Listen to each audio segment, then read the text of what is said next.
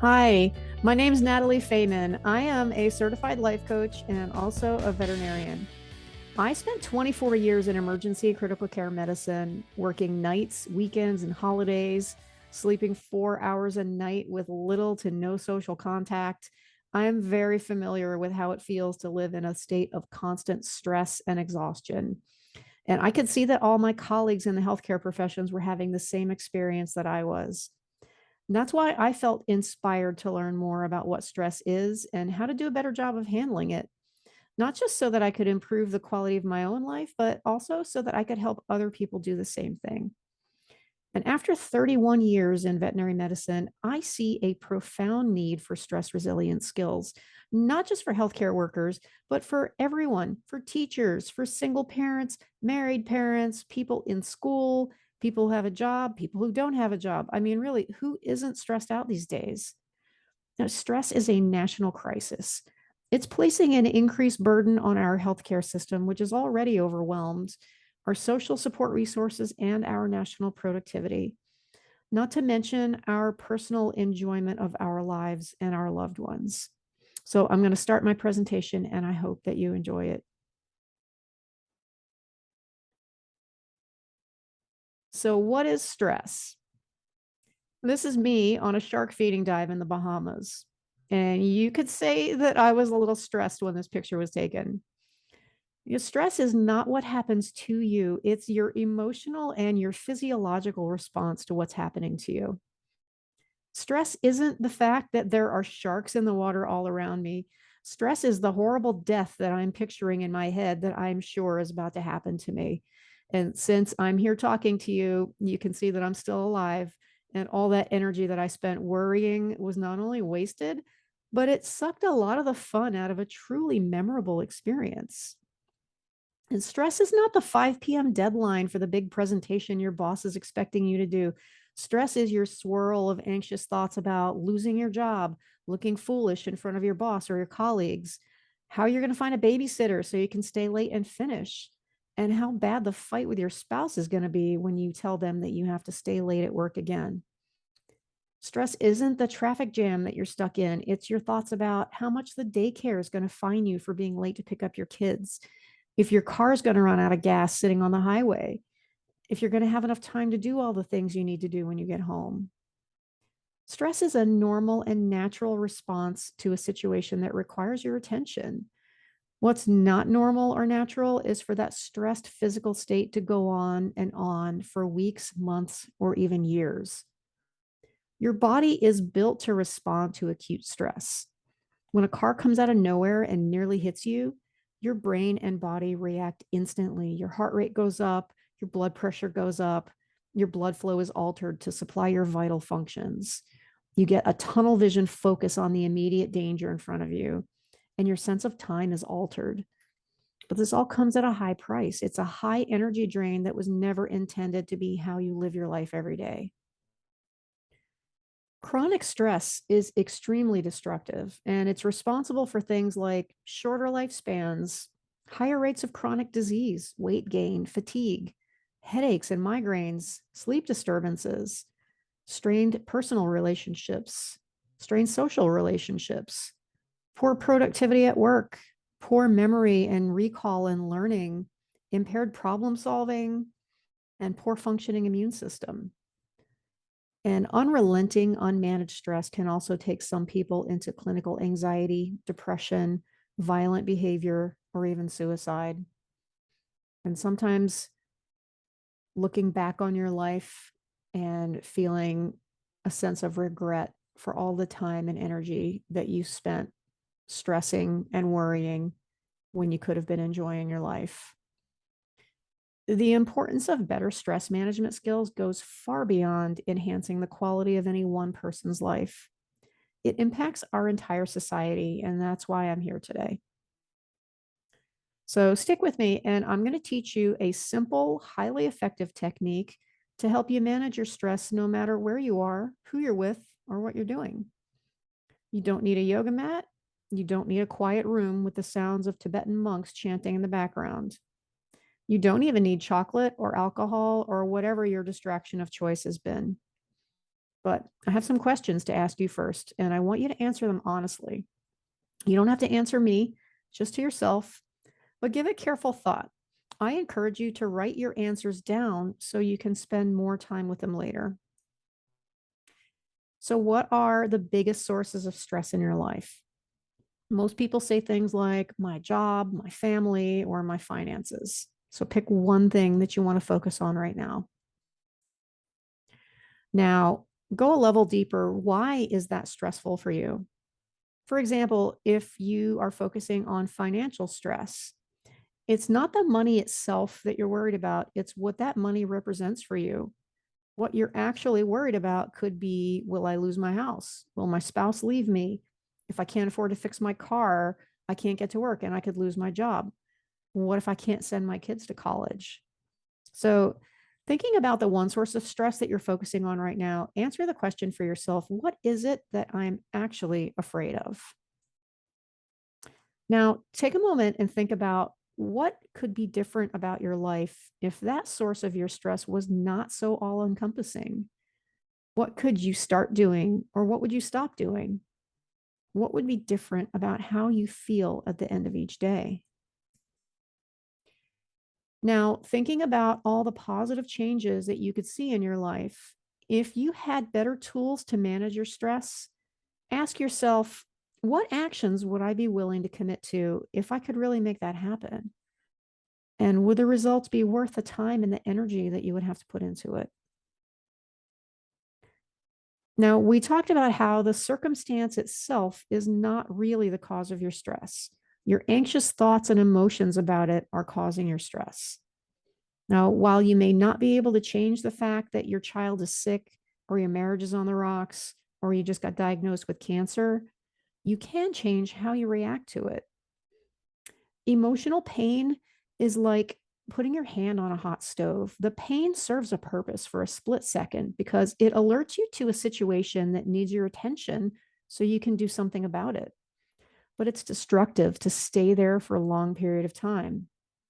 It's important to recognize that you can't control anyone else's thoughts or behaviors. The only person that you have control over is yourself. And the only person that you can work on is yourself. Expecting to be able to change someone else's behavior is just setting yourself up for frustration and disappointment. You can inspire other people to make positive changes by your example, but you can't make them. So, dropping your expectations for other people to change and just taking responsibility for yourself is one of the most liberating and empowering things that you can do. Now, keep in mind all the things that you just wrote down as I go through the framework of how we are going to create a tool to help you start shifting the way your brain works at a foundational level. The exercise that I'm going to show you helps you start building the skill of self command. It helps you take control of your mind instead of letting your mind run away with you. It's proven to actually create new neural pathways in the brain with consistent practice over time. Now, if you're a science nerd and you want to read about the fMRI studies that back up how this works, please email me, and I'm going to give you my email address at the end of the presentation, and I will be happy to send you the research papers. But what I'm going to teach you is a way that you can start building your own mental fitness. Now, the definition of mental fitness, that's your ability to maintain a positive mindset through life's challenges, your resilience and your ability to recover your positive mindset after something stressful happens. Now, to understand how this works, first, you need to understand where your stress, frustration, and unhappiness are coming from. So, what is it that's really causing your stress at the root level? You have a collection of thought and behavior patterns that you created in childhood to help you survive in a world where you had no autonomy and no control. These behaviors are how we learned how to gain love, acceptance, and praise from the people around us. This is how we learned to get the things we wanted and to avoid the things that scared us. They are based in fear, the fear of losing the love of our parents, the fear of losing the security of stable social connections, the fear of being alone, rejected, or ridiculed, and the fear of not being enough.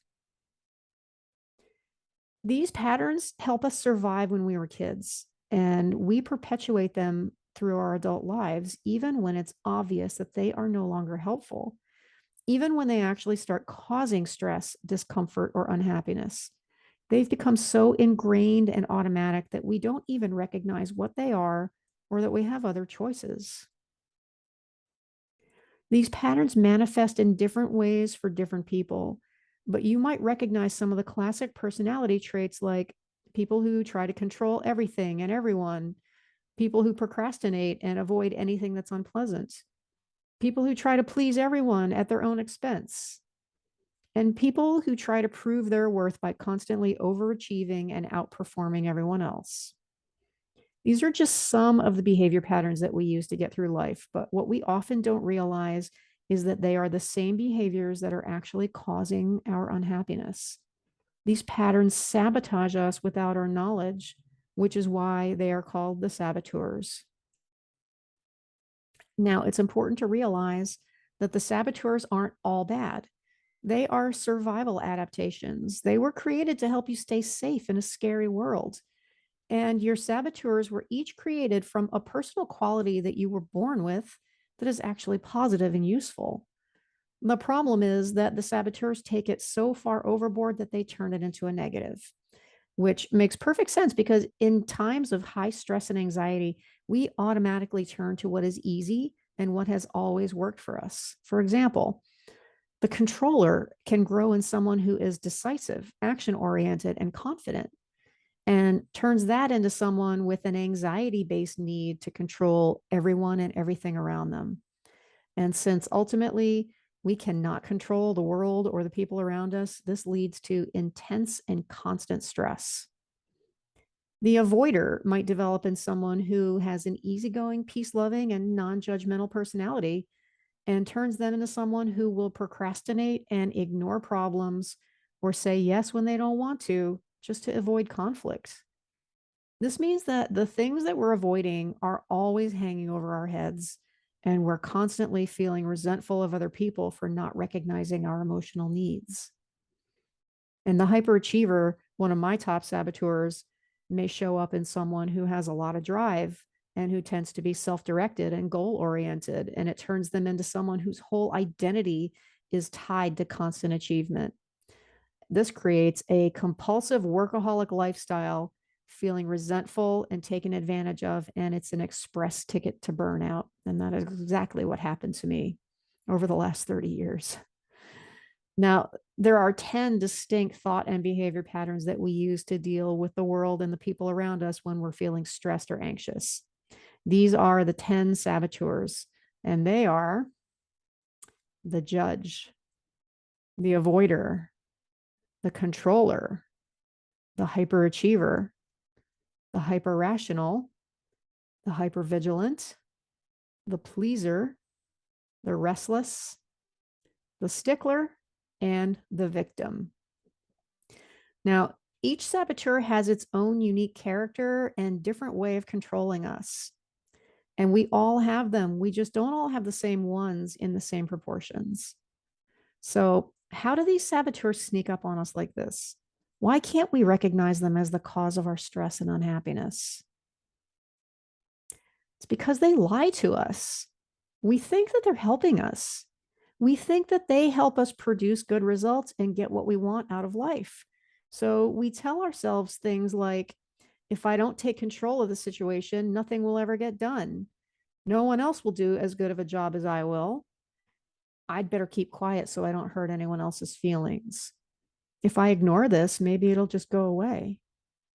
Or I have to outperform everyone else, or I'm worthless. Now, because these are survival thought and behavior patterns, they are hardwired into the circuitry of our brains. fMRI studies actually show that they live in the limbic system and the left side of our brains, which is the same place where our rational analytic thought patterns come from. So the irony is, when you're under stress and your saboteurs are having a riot inside your brain, the harder you try to think and rationalize your way out of the situation, the more you're actually giving fuel to the saboteurs. But there is another side of your brain that we haven't talked about. And that is where your creativity, your passion, and your inspiration live. It's where you will find the quiet whisper of your inner wisdom. I'm talking about the unspoiled, beautiful, pure human being that you were when you were first born into the world. This is me somewhere around the age of 5 or 6. When I look at this picture for the first time in decades, I could clearly see the innocent joy and the positive energy radiating from my face. For a short while, we were all creatures filled with curiosity and creativity who saw the world as a fascinating place full of excitement and adventure. But as you got older and you experienced things like emotional pain and fear, little by little, the world started to smother that spirit out of you. But here's the good news: that person still lives inside you. She has just been buried by a lifetime of emotional beatings from the saboteurs, your own and the ones who belong to the people around you. That pure, unspoiled essence lives in the right side of your brain, which just happens to be the same place where your inspiration, creativity, love, and empathy come from. This unspoiled essence is your true self. She is your sage. But here's the problem: when you're in the middle of a stress reaction, your saboteurs are yelling and fighting for control. They are loud and they are forceful. And when they're going full steam, you can't hear the whisper of your sage wisdom. If only there was a way to turn down the volume on the survival side of your brain and turn up the volume of your sage.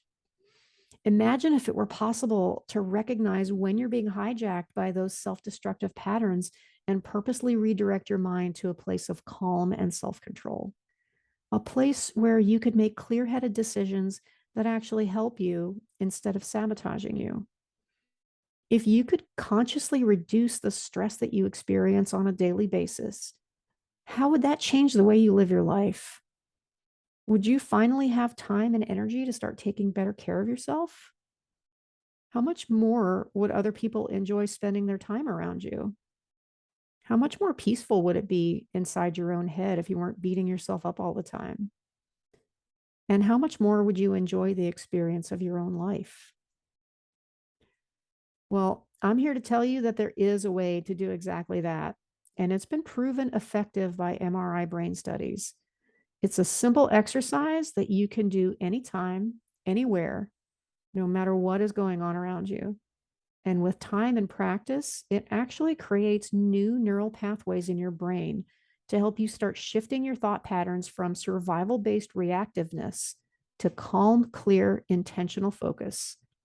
It's a simple exercise, but with consistent practice, it teaches you to create the mental skill of self-command. Now, this is not a meditation. You don't need a quiet room with no distractions. You can do this while you're brushing your teeth, in the shower, while you're walking or driving, when you're talking to someone, and no one else will know what you're doing. There is a caveat, though. It takes time. You're trying to build new brain pathways, and that does not happen overnight. You can use the analogy of when you want to start growing stronger muscles. When you go to the gym, you don't expect to get stronger on day one. You know you're going to have to be patient and consistent. And you know that once you start seeing improvement, you can't just stop going to the gym or you'll lose whatever progress you made. It's the same thing when you're trying to build mental fitness. You have to build it up slowly, and then you have to maintain it. If you think of the weights in the gym as things that cause you stress, and your mental fitness is your ability to handle that stress without getting hijacked, you can manage the smaller weights at first, but as you get stronger through practice, you'll be able to handle the bigger ones over time. So, how does it work? Remember when I talked about the saboteurs living in the same part of your brain as that analytical, rational thought process? When you're in a stress reaction, the harder you try to think and reason and figure your way out of it, the more you are giving power to the saboteurs, and the worse it gets. Stress and worry, it's all about the past or the future. We want to draw your focus into the here and now. The way to start taking energy away from the saboteurs is by training yourself to stop thinking and to feel instead. You can do this by focusing all your concentration on one sense, something you can feel, see, touch, hear, smell, or even taste. In psychology, this has been called single sense focus or present moment awareness, because stress and worry is all about the future or the past. What bad things could happen in the future? What happened before that you're judging and second guessing yourself about now?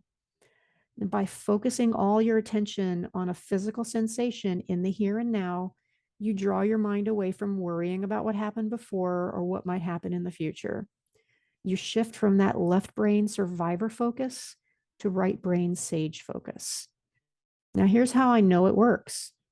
Have you ever gotten a really amazing idea in the shower or while you were walking outside?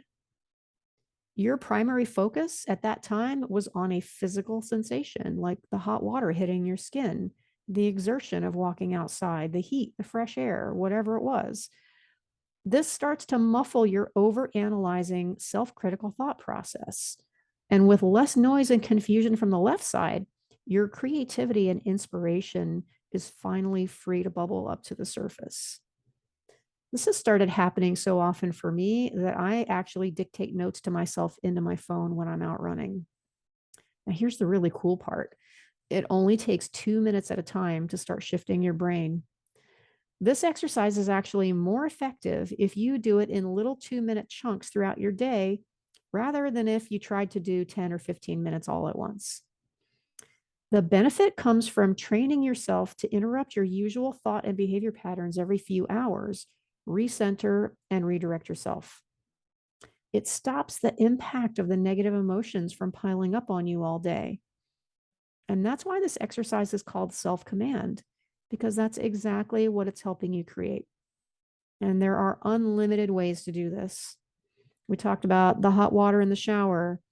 You could focus on your breathing or your heartbeat. I made a 2-minute recording of my cat purring.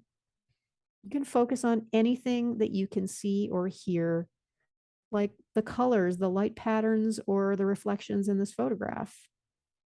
The key is to focus all your concentration on one physical sensation and then to gently redirect your mind back to that focus when the stray thoughts wander in.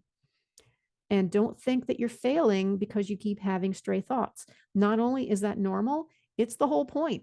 It's the act of pulling your mind back to your intended focus that actually builds the skill. So now, if you'll stick with me for another 2 minutes, I'd like you to try it with me. But first, check in with yourself. What kind of mood are you in? How much tension do you feel in your body? What are you worrying about right now? I'm going to leave this image up in case you'd like to do a visual focus on it, or you can close your eyes and follow along with me. And remember, the idea is to not think. Concentrate on what I'll ask you to focus on. You'll get distracted and stray thoughts will creep in. But when that happens, just gently bring your attention back to the object of your focus. And feel free to turn off your video if you would like some privacy for this. Ready? Take a slow, deep breath. Feel your chest and your belly expanding and contracting. Take another one. Feel your chest rise and fall. Put one hand over your heart and feel your heart beating. Feel the intensity of that life force against your hand.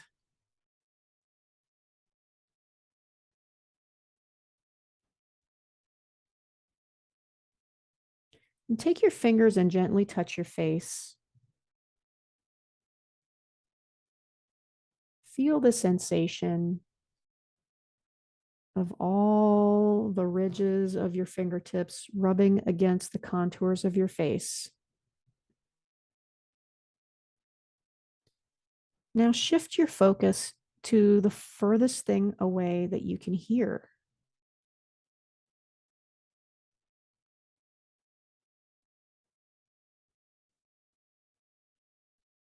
What's the closest thing that you can hear? Can you hear the hum of your air conditioner? The sound of birds outside your window? The sound of your own breathing? Gently rub two fingertips together so intently that you can feel the ridges of your fingertips rubbing across each other. Put all your focus on the sensation of your fingertips gently rubbing together.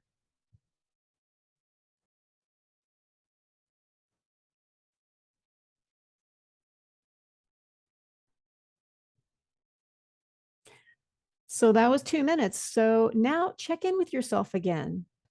Has your mood changed ever so slightly? How much tension do you feel in your body now compared to 2 minutes ago? And are you still experiencing the same level of worry? This simple, silly exercise that you can do for 2 minutes wherever you are has the power to actually rewire your brain, calm down your overstressed nervous system, and help you refocus so that you can make clear headed decisions. Now, of course, 2 minutes alone is not going to be enough, but 2 minutes done over and over several times a day will have a real noticeable impact. The more stress and frustration that you're experiencing, the more you'll need to do this. If your house is on fire, you want a fire hose, not a bucket.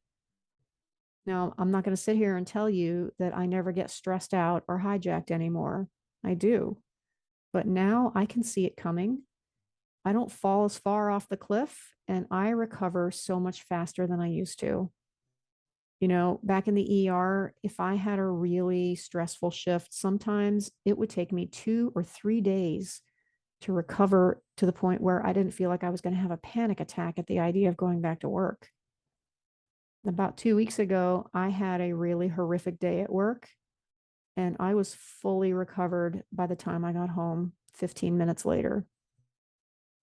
From stressing out for 2 or 3 days down to 15 minutes, I would say that is a significant improvement.